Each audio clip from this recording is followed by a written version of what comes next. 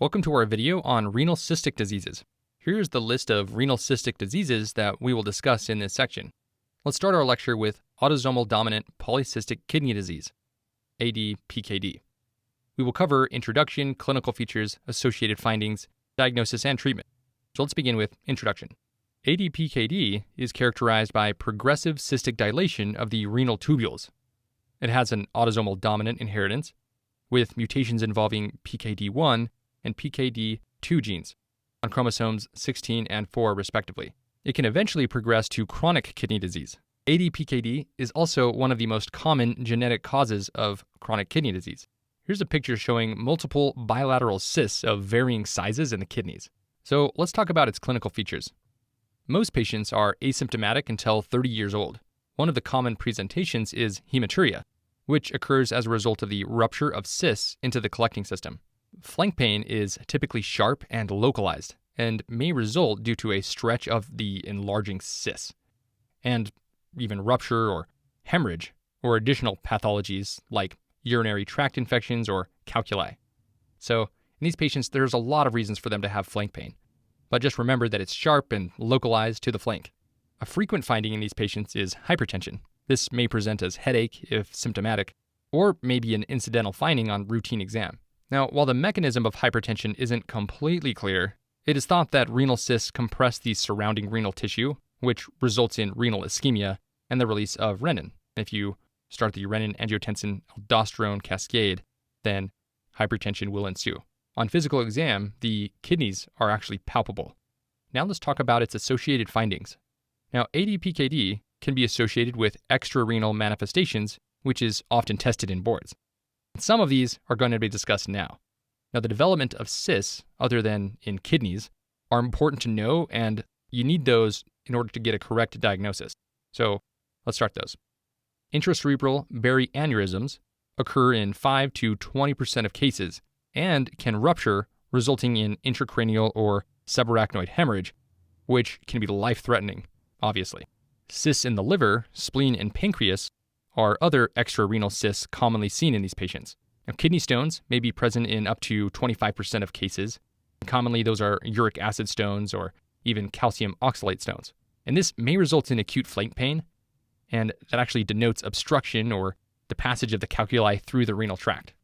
Now, another common fate of the renal cysts is infection, which presents with diffuse abdominal pain and fever. Colonic diverticula and hernias can also be seen in patients with ADPKD, and those can present with abdominal pain, nausea, vomiting, malabsorption, and blood in the stool. Finally, mitral valve prolapse and aortic regurgitation are the common valvular abnormalities associated with this condition. So let's move on to diagnosis. The diagnosis of ADPKD is confirmed by ultrasound. An ultrasound typically reveals multiple bilateral cysts or anechoic masses. Other imaging studies, such as CT scan and MRI, can also be done to further evaluate the progression, as well as to detect other renal findings, such as renal calculi. So, ultrasound is needed to diagnose. CT scan or MRI can also be helpful. Now, genetic testing is usually done in the hospital, and that's actually reserved for definitive diagnosis. So you do that at the end once you're pretty sure it's ADPKD. Here's an ultrasound image of the right kidney in a patient with polycystic kidney disease, and it shows these multiple cysts. Here's a CT scan showing multiple bilateral cysts of varying sizes in the kidneys. And you can actually see a few cysts in the liver, and that's consistent with ADPKD.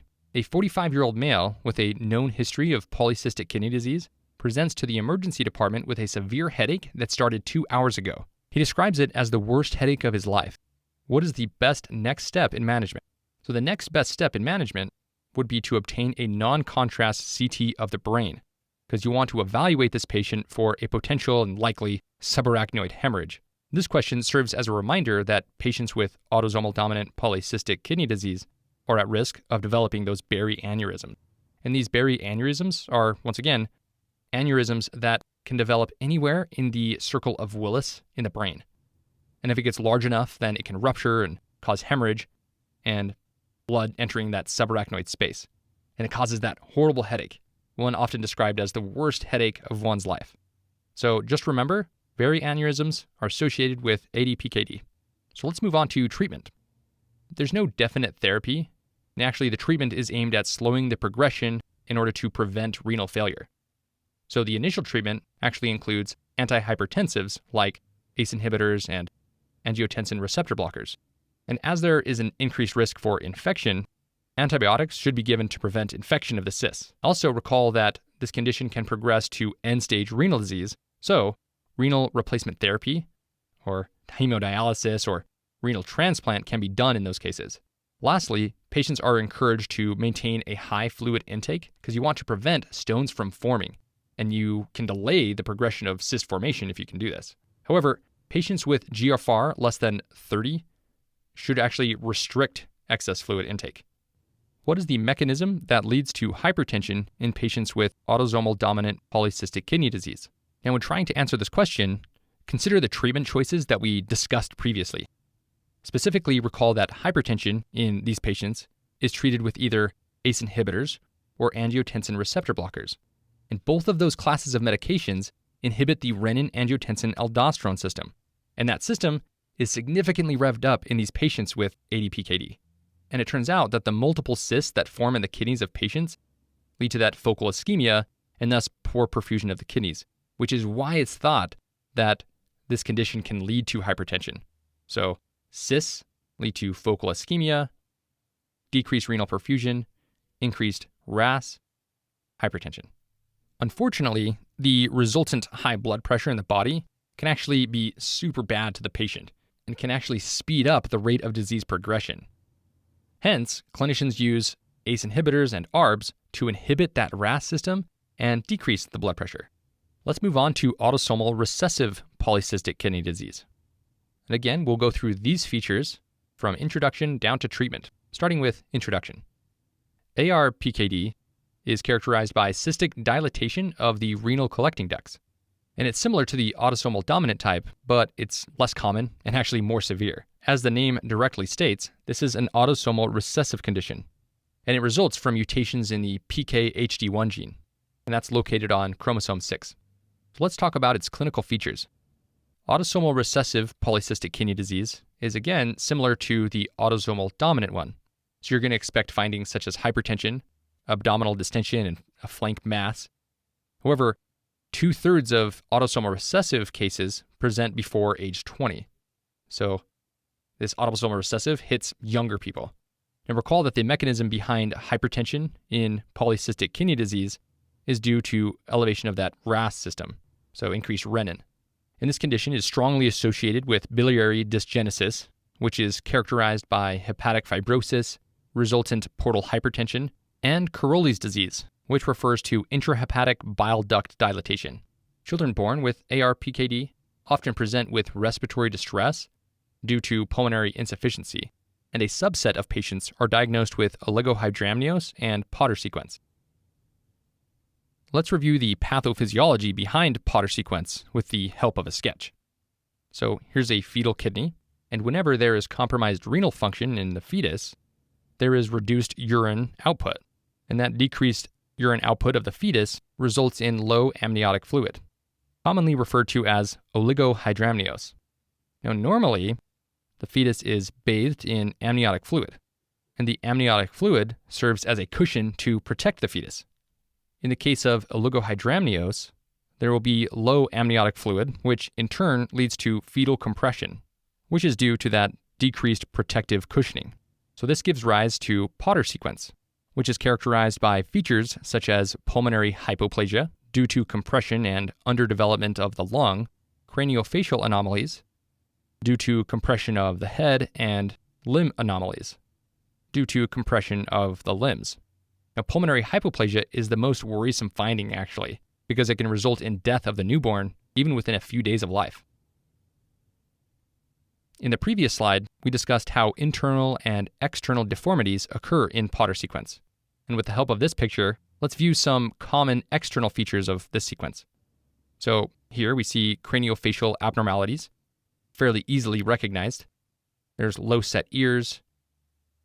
We can also appreciate a flattened nose and receding chin. And that's also known as retrognathia. And it occurs due to discrepancy in positioning of the maxilla and mandible, which if severe, can also compromise the respiratory pathway. So there's a couple reasons why breathing might be difficult in these patients, because we already mentioned pulmonary hypoplasia. Lastly, limb abnormalities are also common with this condition, and we can actually see the baby with a clubbed foot. So let's move on to diagnosis. The diagnosis of autosomal recessive PKD can be done through ultrasound, so very similar to the autosomal dominant PKD. Now, ultrasound can be done during pregnancy to look for renal and liver changes in the fetus and to rule out oligohydramnios. And the ultrasound can reveal bilateral enlarged kidneys with multiple renal cysts, as well as hepatomegaly, dilated bile ducts, and hepatic fibrosis. Now, other imaging studies like CT scan and MRI can also be done. And then once again, you do genetic testing if you're really uncertain about the diagnosis, and really it's at the very end. So what about treatment? So there's no definite therapy. So it's very similar to the autosomal dominant PKD. And infants may develop respiratory distress soon after birth, and they may require respiratory support and even mechanical ventilation. Now, patients who develop hypertension, just like in the autosomal dominant version, they need to be treated with antihypertensives. And usually it's ACE inhibitors such as captopril or enalapril. And lastly, at end-stage renal disease, you can initiate renal replacement therapy, referring to hemodialysis or a kidney transplant. A 28-year-old prima gravida woman at the 38th week of gestation presents to the emergency department with labor pains. An obstetric ultrasound reveals oligohydramnios, clubbed feet, and multiple cysts in the kidneys bilaterally. What complication is anticipated in the newborn after delivery? Okay, well, the ultrasound findings described in this question stem suggest polycystic kidney disease because of the presence of multiple renal cysts and oligohydramnios. And since this happened in utero, we're thinking this is a case of autosomal recessive PKD rather than autosomal dominant, because that really presents in adulthood. And ARPKD significantly impairs the renal function, and so there's going to be decreased urine produced by the fetus, so the patient will have oligohydramnios. And this can lead to fetal compression and pulmonary hypoplasia. And that pulmonary hypoplasia occurs because that amniotic fluid is actually necessary to help proper development of those fetal lungs. And given that the lungs won't develop properly, the fetus will likely experience respiratory distress soon after delivery. So the ARPKD leads to oligohydramnios, which leads to fetal compression, leading to pulmonary hypoplasia and respiratory distress. Let's move on with medullary sponge kidney. We'll discuss introduction all the way down to treatment. So let's get started. Medullary sponge kidney is a congenital disorder characterized by the cystic dilatation of the terminal collecting ducts. It's frequently associated with other congenital disorders, such as Beckwith-Wiedemann syndrome, and that's caused by a mutation in the WT2 gene on chromosome 11. So that results in the overgrowth of tissues. Patients are usually asymptomatic, and they're diagnosed incidentally. Hematuria and flank pain occur due to renal calculi, primarily composed of calcium oxalate and calcium phosphate stones. Renal stones develop due to dilatation of the collecting tubules and presence of insoluble solutes, such as calcium in the urine.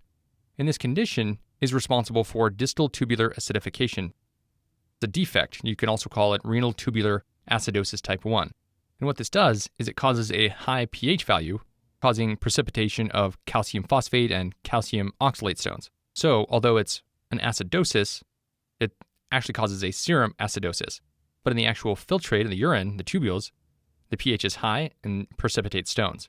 Thus, nephrocalcinosis and recurrent nephrolithiasis are highly possible consequences of medullary sponge kidney. The cysts, along with renal stones, cause stagnant urine and obstruction, serving as a contributing factor for UTIs. The diagnosis of medullary sponge kidney is done by IV pyelography. Now, this would show bouquets of flowers, or at least it appears like that, and that's because of the dilated medullary collecting system. Now, other imaging modalities include CT scan and ultrasound. So here's a picture showing cystic dilatation of terminal collecting ducts, and it gives that bouquet of flowers appearance. Medullary sponge kidney actually has a good prognosis. Treatment includes proper antibiotic therapy for UTIs, since recurrent UTIs can actually lead to chronic renal disease.